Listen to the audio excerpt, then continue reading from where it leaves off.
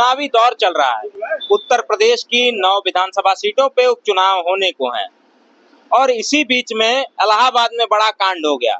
बड़ा कांड ये हो गया, लोक सेवा आयोग का परीक्षार्थियों ने, प्रतियोगी छात्रों ने घेराव कर दिया है।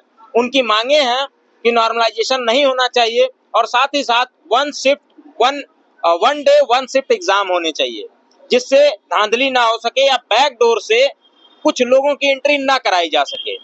बातचीत करेंगे, हमारे साथ छात्र नेता है, बातचीत करेंगे क्या कुछ मामला है और किस तरह से, क्योंकि आज सुबह सुबह ये जानकारी मिली है कि कुछ छात्र नेताओं को गिरफ्तार कर लिया गया है, घर से उठा लिया गया है। बातचीत करेंगे, जानने की कोशिश करेंगे। सर, कैसे देखते हैं आप, जहां एक तरफ छात्र आंदोलन कर रहे थे वहीं पे उठा लिया गया उन लोगों को? अब देखिए, देश ही नहीं, पूरे प्रदेश ही नहीं, पूरे समाज में यह व्याप्त है कि उत्तर प्रदेश की वर्तमान सरकार और भारतीय जनता पार्टी की जो सरकार केंद्र में है, यह छात्रों, नौजवानों, दलितों, पिछड़ों से एकदम खिलाफ रहती है। उनको नौकरी नहीं देना चाहती है। वो चाहती है कि आप उनका नारा लगाएं, उनके साथ पिछलग्गू बन के रहें।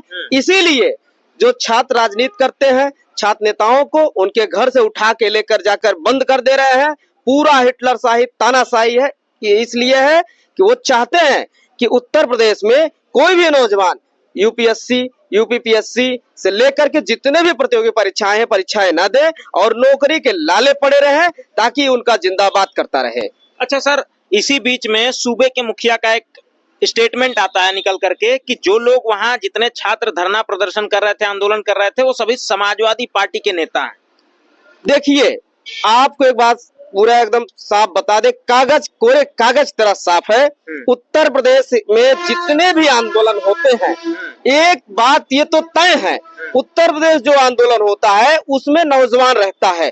और समाजवादी पार्टी की जो बात कर रहे हैं ये, उनको ये नहीं पता, वो नौजवान जो समाजवादी पार्टी का भी झंडा अगर उठाता है तो वो कलम भी चलाता है, वही सड़कों पे संघर्ष करता है, वही कलम लेकर के परीक्षा भवन में जाकर के अपनी परीक्षा भी देता है। इसमें कोई वो नहीं है, लेकिन उनको ये इतना एहसास होना चाहिए। अच्छी बात है, समाजवादी पढ़ तो रहा है, आंदोलन भी कर रहा है, इनके चूल्हे उखाड़ने का काम करेंगे। और ये जो कह रहे हैं, सिरे से मैं कह रहा हूं कि अगर छात्र पढ़ रहा है, वो चाहे जिस पार्टी का हो, आंदोलन कर रहा है, वो अपने पार्टी के लोगों से पूछ ले, क्या उनके पार्टी में नौजवान नहीं है? क्या उनके बच्चे, उनके परिवार के नौजवान नहीं है जो परीक्षा दे रहे हैं यूपीपीसीएस की? उनके भी साथ बेईमानी हो रही है, उनके भी घर के लोग जाने, उनके भी भाई भतीजे हैं। अच्छा सर, क्या कारण है कि जिन बच्चों को कमरे में बैठ करके पढ़ना चाहिए, वो सड़कों पे आने को मजबूर हैं, सड़कों पे उतर करके चिलचिलाती धूप में, कड़कड़ाती सर्द की रातों में आंदोलन कर रहा है, धरना कर रहा है? देखिए, ये सरकार निरंकुश सरकार है। ये सरकार ये चाहती है कि लोग आंदोलन बंद कर दें और पढ़े लिखे नहीं। न पढ़े लिखेंगे तो रोजगार नहीं देंगे, और रोजगार नहीं देंगे तो ये हमसे, हमारे पास आएंगे नहीं।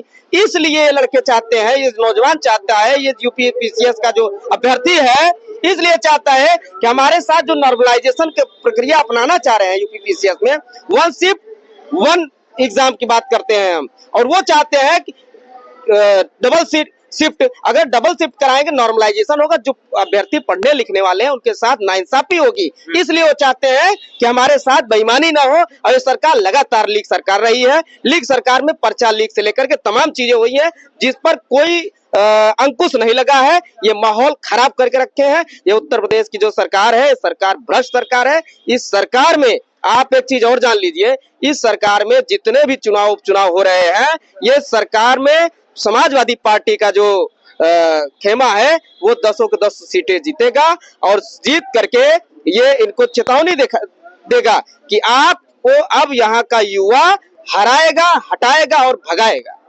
क्या लगता है कि सड़कों पर बैठने से, आंदोलन करने से, जो है तमाम टीन शेड वगैरह पीटने से, क्या लगता है कि सरकारों के कानों तक इनकी आवाज पहुंचेगी?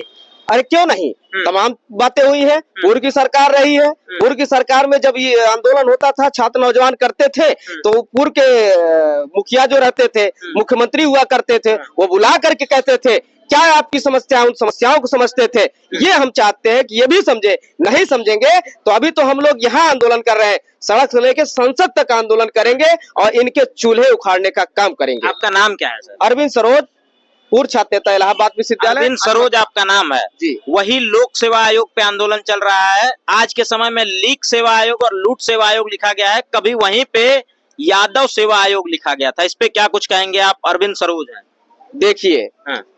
आपको ये बता दूं, ये आरोप लगाते थे 86 में 56 एसडीएम का, वो पूर्ण रूप से गलत था।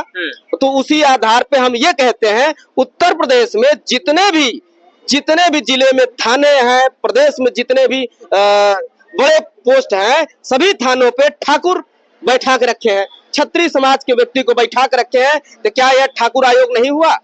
ये तो वही हुआ जिस प्रकार से वो आरोप लगाते थे, उस पर तो सिद्ध हुआ कि नहीं, 86 में 56 यादव आयोग नहीं है। लेकिन ये साबित करके दिखाएं, सभी थाने, सभी चौकी, सभी जितने भी पुलिस महकमे हैं या प्रशासनिक अधिकारी पद हैं, सभी जगहों पर ये लोग ठाकुर बैठा के रखे हैं। ये मैं आपको लिखित तरीके से दे सकता हूँ, पूरी लिस्ट हमारे पास है। ये पूर्ण रूप से एकदम निराधार था कि जो 86 में 56 कहे थे और यादव आयोग बताए थे, ये गलत था। लेकिन ये साबित है कि ये जो इनकी सरकार है, इस सरकार में सभी जगह पर, सभी जगहों पर, सभी प्रशासनिक पदों पर, चाहे जिस पद पर देख लीजिए, ठाकुर बैठे हुए हैं। तो ये ठाकुर आयोग इसको कह सकते हैं आप। बहुत बहुत धन्यवाद।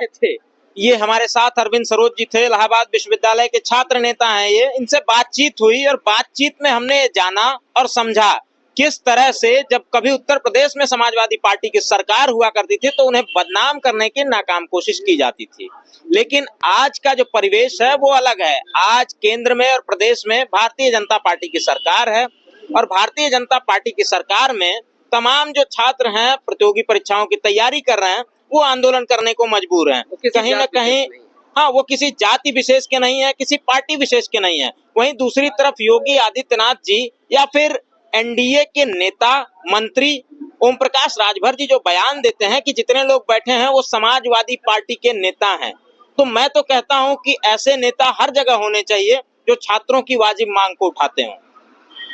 और वो जो छात्र हैं वो किसी पार्टी के, किसी विशेष समुदाय के नहीं है, वो सर्व समाज के लोग हैं। सर्व समाज के छात्र वहां पे बैठे हुए हैं जो अपने हक अधिकार के लिए लड़ रहे हैं।